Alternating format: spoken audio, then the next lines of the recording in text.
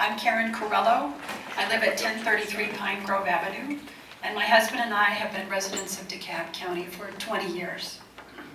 I'm here today to ask for your support of item number 2023-0758, which supports Dekalb citizens and their pets. The data which the advisory board presented to you all strongly indicates that the current facility and resources are not sufficient for today's needs. And with a projected population increase of 33% over the next 25 years, and a likely comparable increase in the number of pets, it's pretty clear that the current approach is nowhere near enough to meet the future need. So the question here isn't whether it's a valid need, but how best to allocate resources to this problem compared to the other needs that Dekalb faces.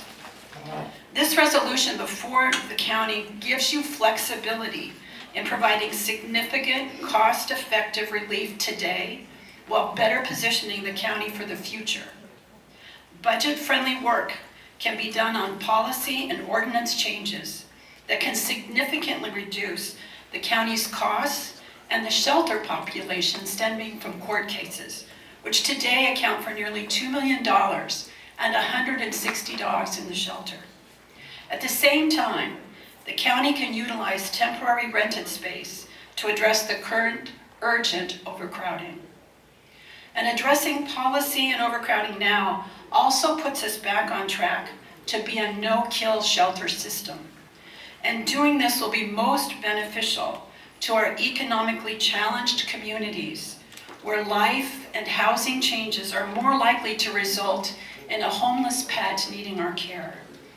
And a family forced to surrender a pet due to a change in circumstance can be devastated if that pet is euthanized solely because there is no space.